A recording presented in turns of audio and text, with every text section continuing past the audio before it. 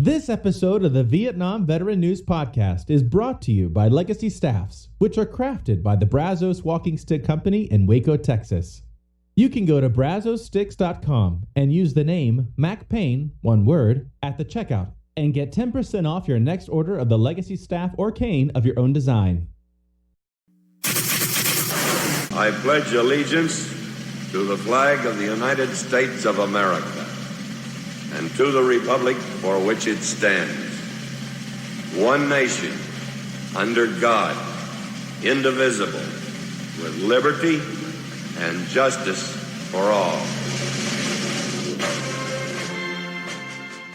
Welcome to the Vietnam Veterans News Podcast. News of interest about Vietnam veterans from a Vietnam veteran.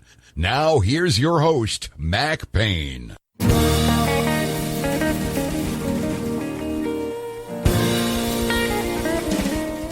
This is Mac Payne here with episode 1818 of the Vietnam Veteran News Podcast. News about the Vietnam War and the brave veterans who served there, as told to you by yours truly, a Vietnam veteran.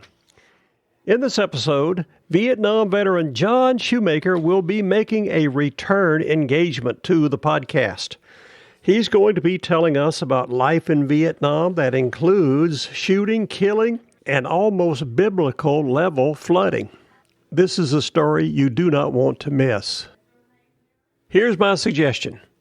Sit back, relax, get rid of all the distractions around you. That includes radio, TV, doodads, phones, noisy people. Tell them to get out of there. Sit back and listen because what John's going to tell you is because what John is going to share with you is something that you really need to listen to without distractions. So without any further ado, John, you've got the microphone. Go for it and tell us all about these challenges you and your men faced in Vietnam. Okay, Mac, thank you very much. This is John Shoemaker again. This is now more than a dozen podcasts on the war in Vietnam. Again, just to confirm to everyone, especially those who are listening for the first time, I was a first lieutenant platoon leader for the 196th Light Infantry Brigade, 2nd Battalion, 1st Infantry, and the headquarters for that unit was at Firebase Hawk Hill, located about an hour north if you were driving on a Jeep from Chu Lai, which was the Americal Division headquarters, a massive facility right on the coastline with the South China Sea. And Hawk Hill was literally just 3 or 4 miles inland west of the South China Sea, even though it was an hour north, on a small hill. Couldn't have been more than 50 feet above sea level. In any event, that this base really was a large base as well. A number of units were flying out, Hueys, Cobras, Chinooks, resupply, choppers, as well as Cobra gunships. And then we had not only the battalion headquarters, we had 5 companies, recon teams, we had other units, artillery, 155, howitzers providing support. Just a major operation with a few thousand soldiers at that location. I arrived in Vietnam in March of 1970. My other exploits that I talked about on the earlier podcast, well, it took me through to about August-September timeframe, where I'll relate 2 particular patrols. One was we had to saddle up real quick, get our gear. We're only going to go over again. You know, it's always, it's only for a day or 2, and you end up being out there for a week. And making sure that you're always ready with your rucksack, your food, your ammo, your weapon, everything's clean and ready to rock and roll. So we loaded up. What was unusual about this particular combat assault was that we landed in a rice paddy where we jumped out, classic, like you see on a TV, of soldiers slogging through rice paddies loaded with gear, and we're heading towards a village where we came upon a road. And there it was, a tank, an M60 tank, M48 tank, a big, old big U.S. tank that was apparently going through the village on this road, a dirt road, but hit a mine and blew up one of its tracks. So we were sent in immediately to provide cover, security, while they replaced the tracks. And of course, the tankers were happy when we showed up because they didn't want to have to spend the night out there without some infantry support. So we formed a perimeter, and it gets very dark out there. You know, with the light situation is non-existent at night. You're only going on the stars, and you never know who's going to jump out. So it's always a very scary time. When you're in Indian territory, this is a prime target for the North Vietnamese. Well, the next morning, everything went well. We were not attacked. And so I was then ordered to take the platoon into an area and just do some routine patrolling. As we were going through this area, clearly we were all alert. You know, the pucker factor is pretty high. And what do you know? We have to go up this hill as we were moving in single file. And again, I usually always walk third in the file. You have a point man who's always looking for booby traps. You have a cover man who's looking for an ambush. They're both on automatic. And then you have me, so that if anything happens, I can redirect the platoon as needed to a counterattack if we're in an ambush. As we were starting to go up this hill, I did fall back a couple soldiers in the line of march as I was checking people. And then all of a sudden, I hear the point man scream, and then the cover man opened up. And this is a free fire zone. And if you are familiar with a free fire zone, anything that moves is game. We think it's the enemy.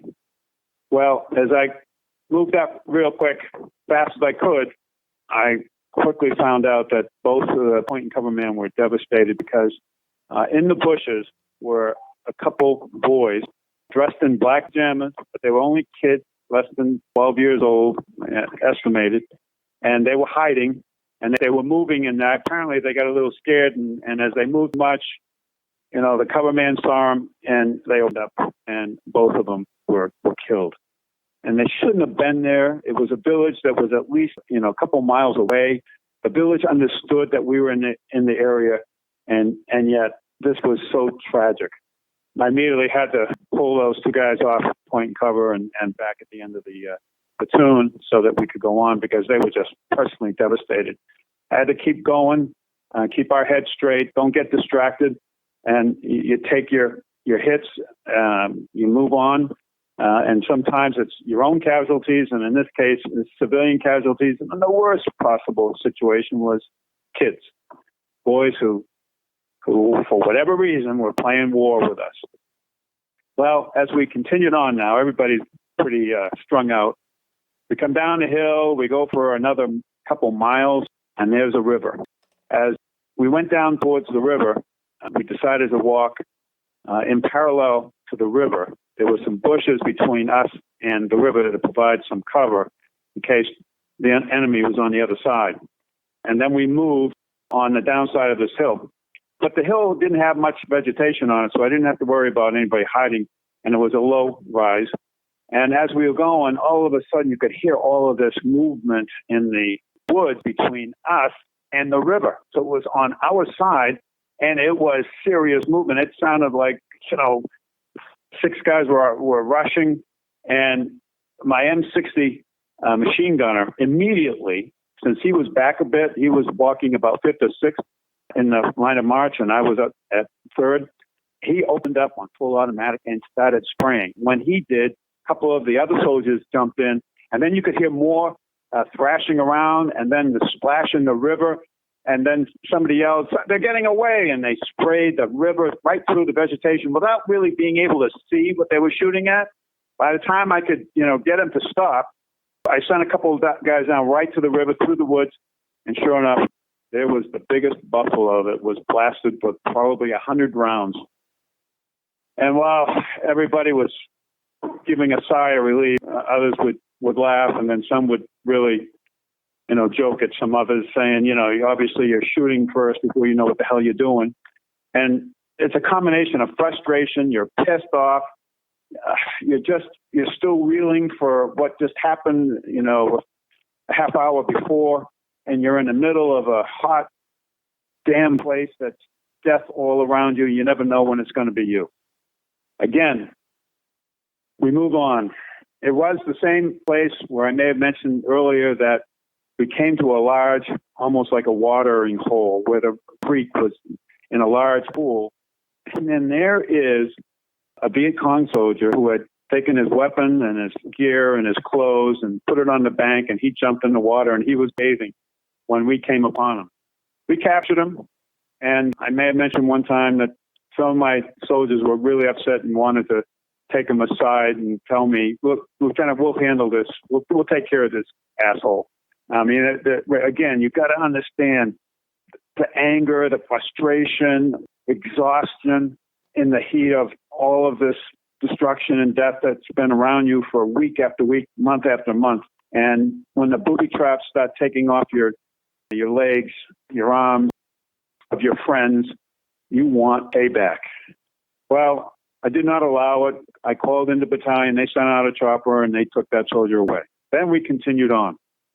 That is a classic 2-day patrol in enemy territory, a free fire zone.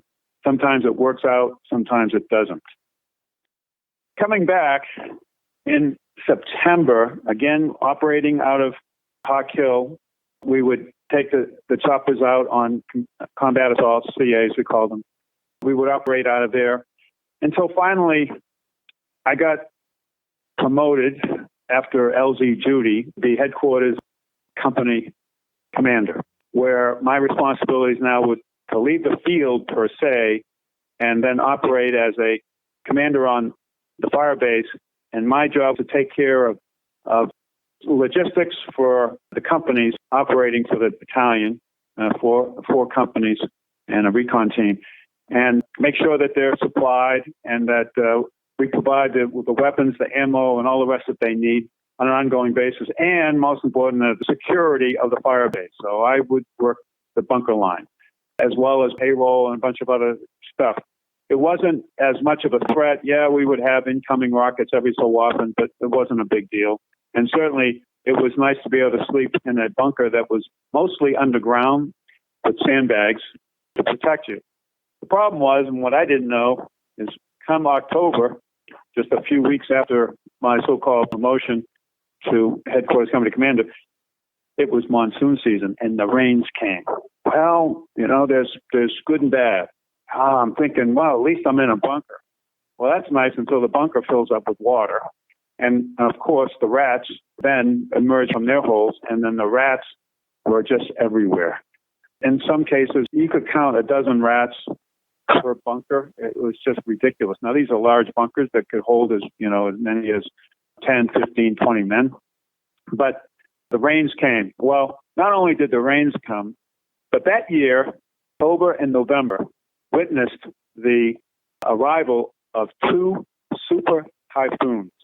You can look them up in Google, but you had Typhoon Patsy and Typhoon Kate. They called them super typhoons because they had winds in excess of 155 miles per hour, went up to 180 miles per hour, just completely devastating.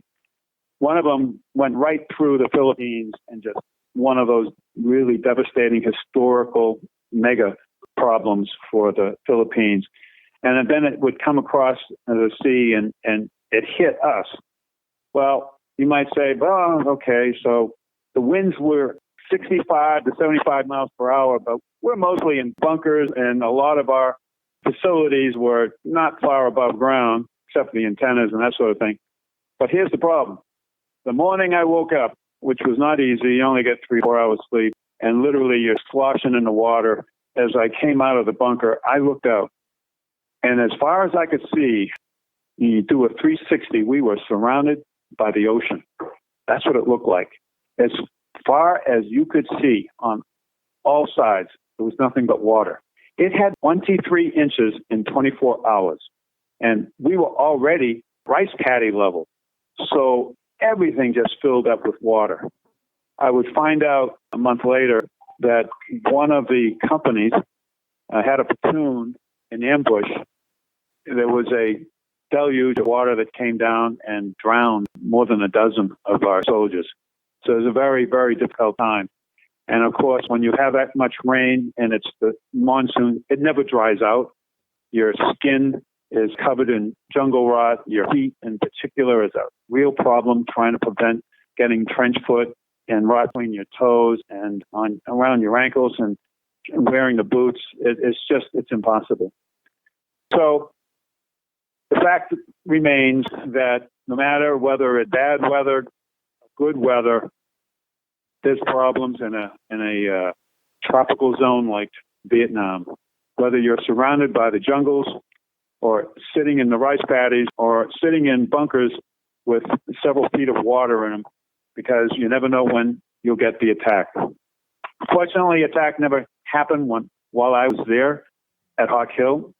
The worst that I had to deal with was the medical problems, not only those defending the fire base, but also providing support for the troops that were still out in the field, having to bear the burden of that kind of weather, rain, and believe it or not, it's cold at night when it drops down into 50, 60 degrees and you have fatigues on and everything's wet and you're always trying to stay alert. It's just the limit of exhaustion. So that was a time where a couple of patrols that gives you a sense for what it was like. As a platoon leader, you never knew what was going to happen as much as you would plan and you would anticipate and you would prepare. It was still many times a surprise. And then later, as I thought, I might have an easier time on a forward fire base, that became a whole set of new problems. And to this day, I will remember 23 inches in 24 hours, 2 typhoons in October and November of 1970. And so that is, I think, a summary of just a couple months in Vietnam during the war. Thank you, John, for that graphic description of life and death in the Vietnam War. What you have told us in this episode should make every American forever grateful to the people who served in the Vietnam War. Thank you very much for telling us these stories. It was so good, I hereby issue you another Vietnam Veteran News Podcast salute for your service to your country. We wish you the best. This is Mac Payne closing out episode 1818 of the Vietnam Veteran News Podcast. Thank you so much for coming to listen to these stories. You are cordially invited to return again soon and often to listen to more that will be coming your way on this podcast, the Vietnam Veteran News.